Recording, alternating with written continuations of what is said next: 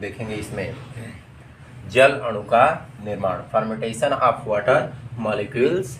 जल का अणु सूत्र जो होता है H2O होता है। जल का अणु सूत्र क्या होता है? तो जल का अणु सूत्र जो होता है ऑलरेडी H2O होता है। तो हम देखेंगे जल का अणु का निर्माण। जल के अणु का निर्माण कैसे होता है?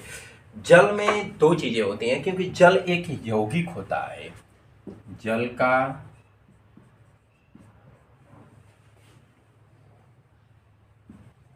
अणु सूत्र, जल का अणु सूत्र जो होता है H2O होता है। जल का अणु सूत्र क्या होता है? तो जल का अणु सूत्र H2O होता है। जल में दो बार हाइड्रोजन होता है और एक बार ऑक्सीजन होता है।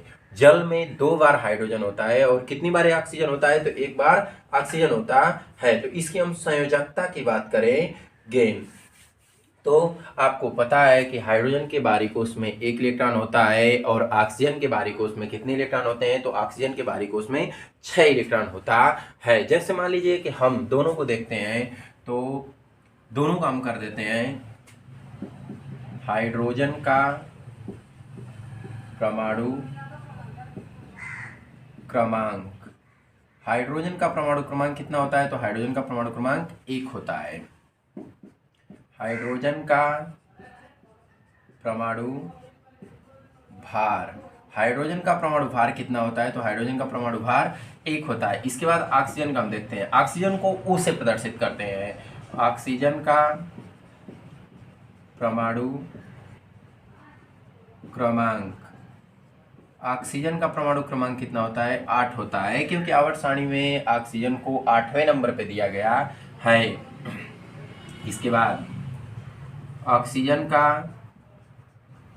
परमाणु भार, ऑक्सीजन का परमाणु भार कितना होता है? तो ऑक्सीजन का परमाणु भार 16 होता है। ऑक्सीजन का परमाणु भार कितना होता है? तो ऑक्सीजन का परमाणु भार 16 होता है। ठीक है, इसके बाद हम देखेंगे हाइड्रोजन का इलेक्ट्रॉनिक विन्यास और ऑक्सीजन का इलेक्ट्रॉनिक विन्यास।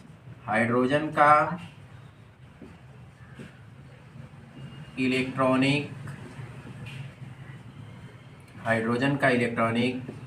विन्यास, हाइड्रोजन का इलेक्ट्रॉनिक विन्यास जो होता है वह क्या होता है? K वाली कोश में एक इलेक्ट्रॉन होता है। इसके बाद ऑक्सीजन का हम देखेंगे। ऑक्सीजन का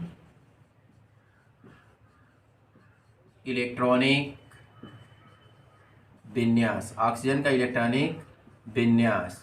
तो ऑक्सीजन का इलेक्ट्रॉनिक विन्यास हम कर लेते हैं तो 2,6 होता है। K वाली कोश में 2 और L वाली कोश में 6 इलेक्ट्रॉन होता है। तो ऑक्सीजन को अपनी कोश को पूर्ण करने के लिए हाइड्रोजन को अपनी कोश में इलेक्ट्रॉन को पूर्ण करने के लिए 1 इलेक्ट्रॉन की आवश्यकता है और ऑक्सीजन को अपने कोश में इलेक्ट्रॉन को पूर्ण करने के लिए कितने इलेक्ट्रॉनों की आवश्यकता है? तो ऑक्सीजन को अपने कोश में पूर्ण करने के लिए 2 इलेक्ट्रॉनों की आवश्यकता है। सिंपल सी बात एक है कि मैं आपको बता दिया हूं हाइड्रोजन का परमाणु भार और ऑक्सीजन का परमाणु भार। तो हाइड्रोजन का परमाणु भार 1 होता है और ऑक्सीजन का परमाणु भार 16 होता है। तो आपके दिमाग में एक छोटा सा प्रश्न आएगा कि जल का परमाणु भार कितना होता है? तो जल का परमाणु भार जो होता है वह 18 होता है। जल का परमाणु भार कितना होता है? तो जल का परमाणु भार 18 होता है। जैसे देखिए परमाणु भार आप निकाल सकते हैं, सिंपल सा तरीका होता है 1 गुणे 2। हाइड्रोजन कितनी बार दिया है? 2 बार दिया है। तो इस तरह भी हम लिख सकते हैं H×2 प्लस O क्रॉस, और यह कितनी बार होता है? 16 बार है ना। इसका परमाणु भार कितना होता है? 16 होता है। किसका? ऑक्सीजन का। तो हाइड्रोजन कितनी बार दिया है? 2 दिया है। ठीक है, तो हाइड्रोजन का परमाणु क्रमांक 1 गुणे 2 प्लस यह कितनी बार दिया है? 1 दिया है। 1 गुणे 16, 2 1 कम 2 प्लस 16 1 कम 16, अर्थात आपका आ गया H2O का भार। H2O का भार 16 और 2 कितना हो जाएगा? 18 होता है। तो जल का परमाणु भार कितना होता है? तो जल का परमाणु भार जो होता है भैया आपका 18 होता है।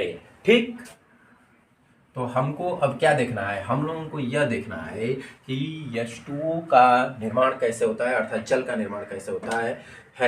H2O में 2 बार हाइड्रोजन होता है, HOH। हाइड्रोजन के बारीक कोश में कितने इलेक्ट्रॉन? 1 इलेक्ट्रॉन होते हैं। और ऑक्सीजन के बारीक कोश में कितने इलेक्ट्रॉन होते हैं? हाइड्रोजन के इलेक्ट्रॉन को हम पॉइंट से दर्शा देते हैं। और ऑक्सीजन के बारीक कोष में कितने इलेक्ट्रॉन होते हैं? तो 6 इलेक्ट्रॉन होते हैं। ऑक्सीजन के बारीक कोष में कितने इलेक्ट्रॉन होते हैं? तो 6 इलेक्ट्रॉन होते हैं। यह जो घटना है संयोग से पूर्व की है, संयोग से पूर्व। इसके बाद संयोग के पश्चात हम देखेंगे। इधर वाला हम मिटा भी सकते हैं, तो इसको हटाइए।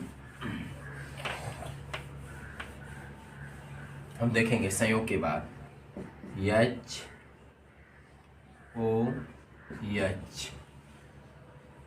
हाइड्रोजन के इलेक्ट्रॉन को हम पॉइंट से दर्शाते हैं, ऑक्सीजन के इलेक्ट्रॉन को हम क्रॉस से दर्शाएंगे।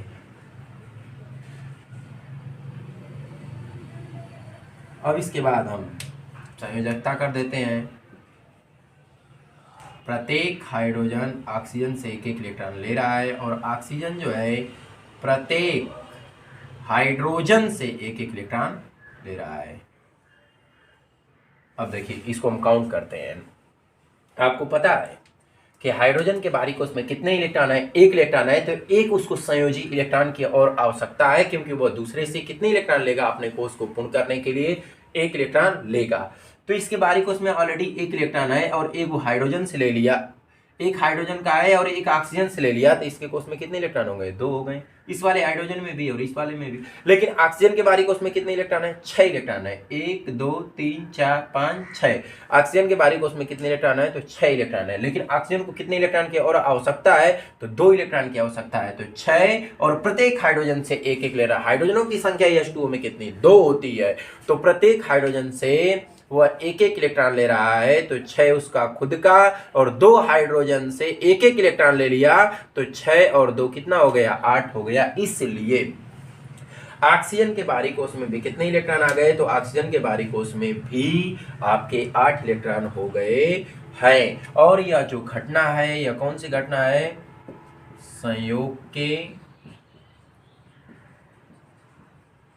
पश्चात की घटना है। यह कौन सी घटना है? संयोग के पश्चात की घटना है। यह जो है आपके क्या है? साझित इलेक्ट्रॉन है। यह जो है आपका क्या है? तो साझित इलेक्ट्रॉन है। ठीक है। H2 अणु का निर्माण हुआ है। जल का अणु सूत्र होता है H2O। H2 जल अर्थात H2 अणु का निर्माण। ठीक है, तो आप समझ गए। मैं आपको बता दिया हूँ ऑक्सीजन के बारीक कोष में कितने इलेक्ट्रॉन होते हैं, हाइड्रोजन के बारीक कोष में कितने इलेक्ट्रॉन होते हैं, जल का परमाणु भार कितना होता है, हाइड्रोजन का परमाणु भार कितना होता है, ऑक्सीजन का परमाणु भार कितना होता है, हाइड्रोजन का परमाणु क्रमांक क्या होता है, ऑक्सीजन का परमाणु क्रमांक क्या होता है। तो इस तरह से हम संयोजकता या संयोजी इलेक्ट्रॉनों को निकाल लेंगे। इसमें जो बॉन्डिंग बनेगी वो कौन सी बॉन्डिंग होगी भाई? तो बॉन्डिंग जो बनेगी वो एकल बॉन्ड होगा। H2O में कौन सी बॉन्डिंग बनती है? तो H2O में एकल बॉन्डिंग बनती है। H single bond O single bond H, यही होता है।